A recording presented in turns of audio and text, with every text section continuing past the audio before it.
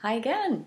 So it's the evening of Christmas Day 2013, and I've had a lovely, wonderful, extraordinary day with my friend Jackie, who came out from Santa Monica. We had just a wonderful time and we laughed an awful lot, and had a lovely dinner last night with our friends Luke and Dan.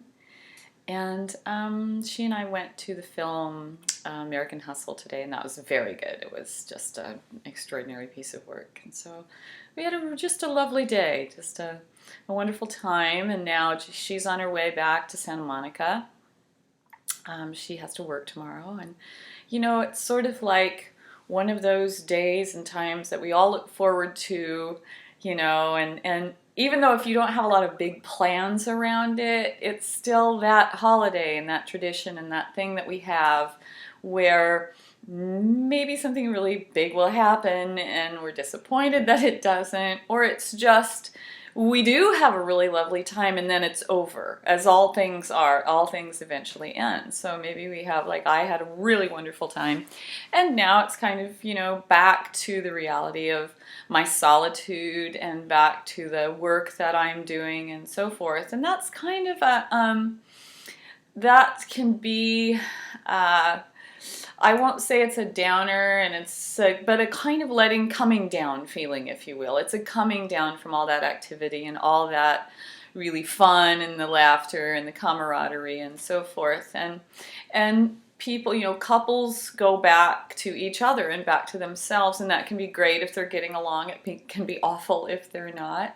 And for those of us that are alone, that we go back to our solitude, and it can be transitional. And I think a lot of people go through that. And I was just kind of feeling that as she left, coming back into this space, because before I got here, I had the expectation, pardon me, and I knew that we were going out for dinner in Palm Springs on Christmas Eve, and then I knew she and I were going to spend Christmas Day together, and I was looking forward to that because we always have fun together, and she doesn't really get to come out that often. I don't have that much company here. I have a little, and it's always great when people come, but I was really looking forward to it, probably more than I realized, and just had a great time. No amazing gifts or anything like that, but they were to me and they were to her, because we got something. Otherwise, there would have really been nothing for either one of us. So we were there in that regard, but now it's kind of that, okay, that just happened and it was great, and now it's back to the kind of, the quiet sort of solitude, the thing that we do. And I think that's a place where lots of people, that might be where people do get the holiday depression that they go through, or at least the blues, that we sometimes experience. And so I was thinking of a story that I wanted to share in that regard for anybody that might be going through that. And it's lottery related. And so as anybody who probably lives in the United States, at least probably knows, that recently there was they're called Mega Millions lottery drawing for in excess of $500 million, and it probably, I think it was even more than $600 million, an exorbitant amount of money. That's not what you end up taking home, but it's still, at the end of it all, you take home $150 million. Still a huge amount of money, a lot you can do with that. And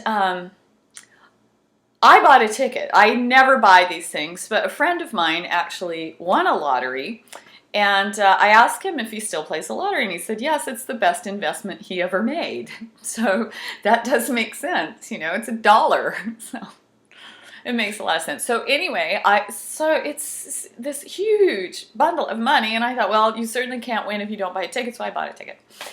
And when I think about that, when I do that sort of lottery fantasy that I think probably a lot of people do, if I had all the money in the world, all the money of Solomon, I would ... And I always think I would make these people, I would pay off, my friends, my family, even people that are family, ex-husbands included, that maybe don't talk to me anymore, but those, that's still family in my book.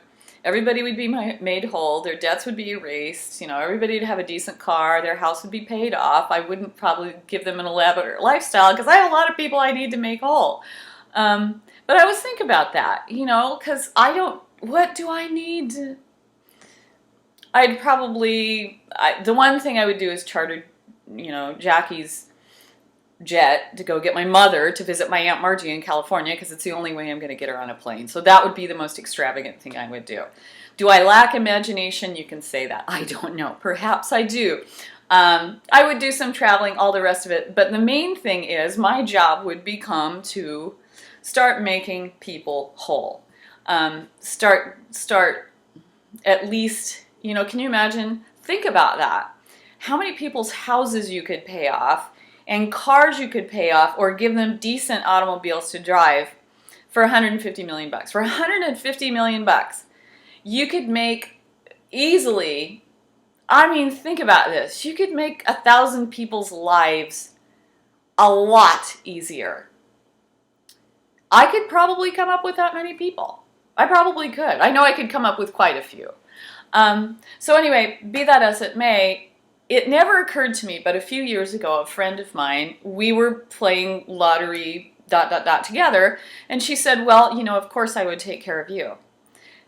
Now, that was the irony to me, in that my lottery ... has always been, I will take care of these people, and I make my little list, and it's not like, oh, I won't take care of him because he's not nice, if it's, if you stalked me, probably not.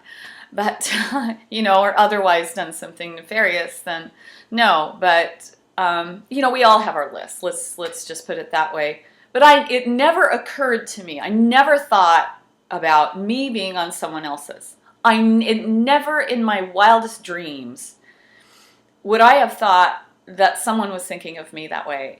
I don't know why, but it's just not something that you think about, I guess. It's not like, well, somebody's going to come in on a white horse. Although, as little American girls, that's the horse's head. I did that. We're kind of raised to believe that someone's going to come along and rescue us. And I was raised by women in a generation that's really, they married to be taken care of, and then there was a partnership. It worked both ways, and Jackie and I were just talking about that. And it's hard for some people to understand, those of us who are living in solitude, we are both of those partners. No one's fixing the car for us. No one else is like picking up the laundry or doing the groceries or fixing the house or doing what needs to be done. You're all of those things, and you're working, and you're making a living. And just as an aside to that, I remember a man who's a friend of mine who didn't help me with my bags one day. And I didn't say anything about it, because I'm not going to ask a man, hey, can you get this? If he doesn't have that kind of, training, I guess, condition. If he doesn't have that and he's not going to be a gentleman, I'm not going to teach him how. I'm not going to do it. I'm not going to ask. But I notice it. It's noticeable. And I later, we had a conversation, and that came up, and I said, well, clearly I noticed that, you didn't help me with my bags or any of that. And he said, well, you're very independent. Well, you're obviously very independent. And that has nothing to do, in my world, with courtesy and common courtesy and a show of courtesy. But I don't have really a choice. I don't go about being, oh, I can do this because I'm just as good as anybody else.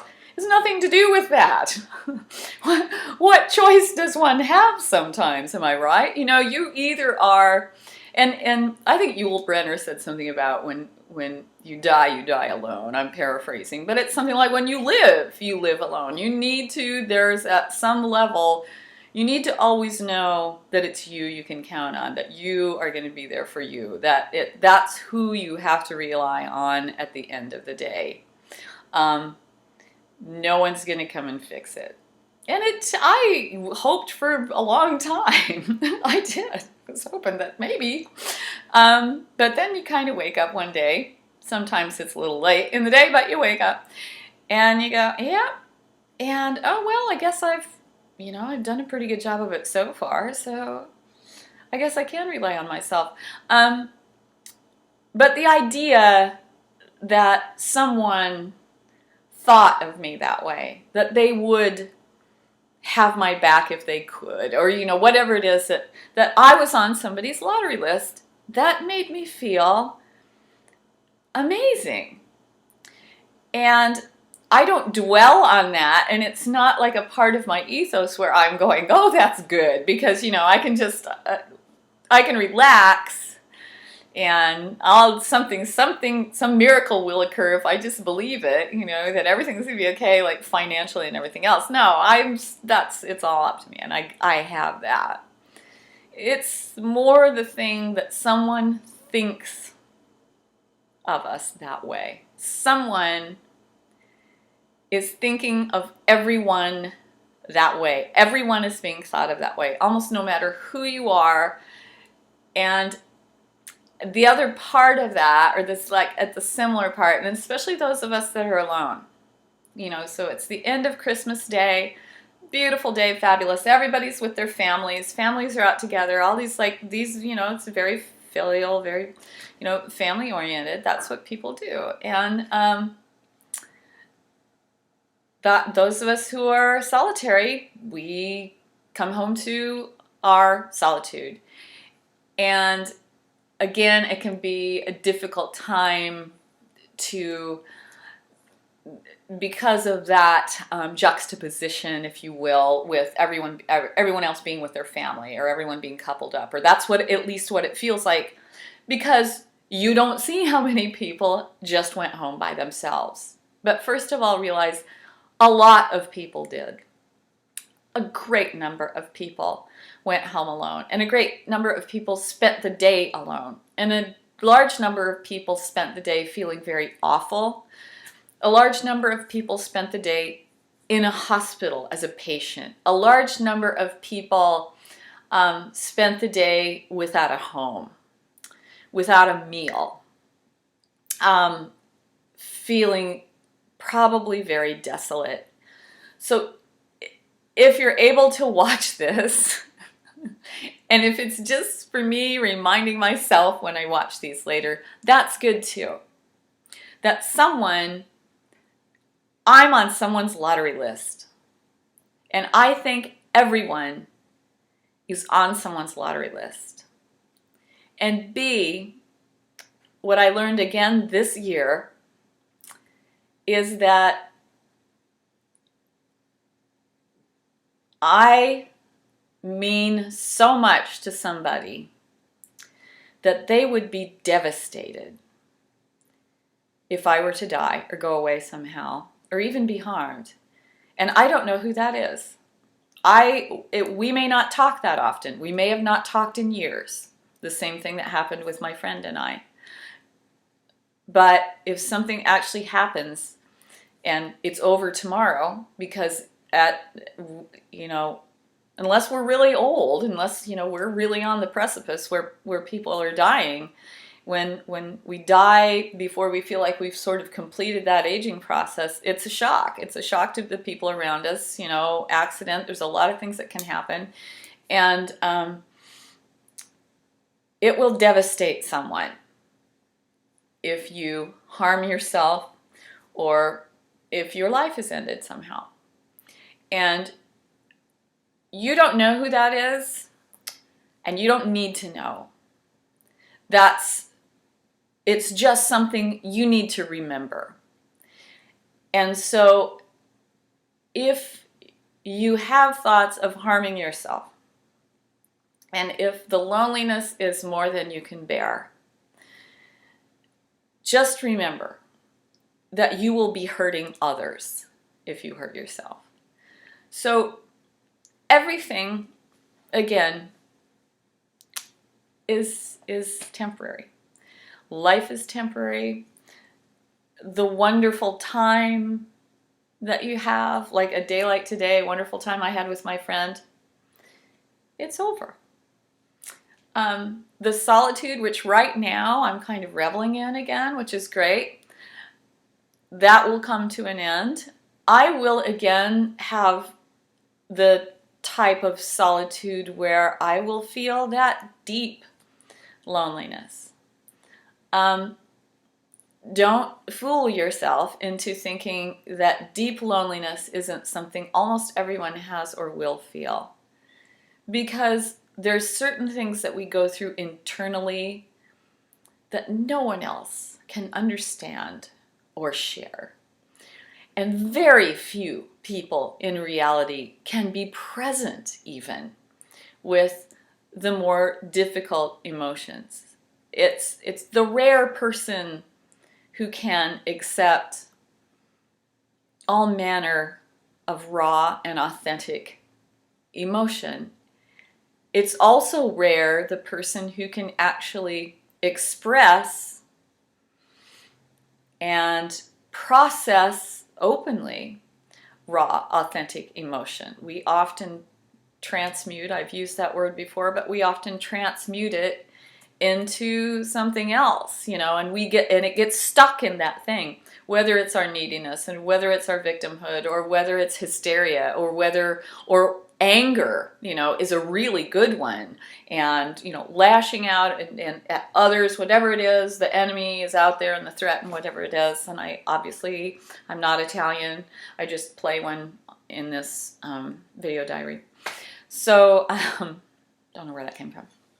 So that's kind of my message today. Is there's transitions back and forth from a wonderful time to the mundane to all things pass, including whatever is difficult, hard, painful, and good things too. Everything is temporal, and what we're looking for again is that equanimity. And when you just don't believe anyone would care or even notice if you're gone, that's not true. And if that thought is persistent in your mind, you have an argument with it and tell it that that's not true. And it will say, well, then who? And you can say, I don't know, but I absolutely believe that I matter that much to somebody, and it will devastate them and break their heart, and I do not want to do that. And you are on somebody's lottery list, on their ... list, and you matter to somebody that much. So just take a breath, relax, wait for the sun to come up again, get outside in it, and do something good for somebody else. Okay? I think that's what I'll do. All right. Good night. Merry Christmas, and we'll do this again soon. Okay. Ciao.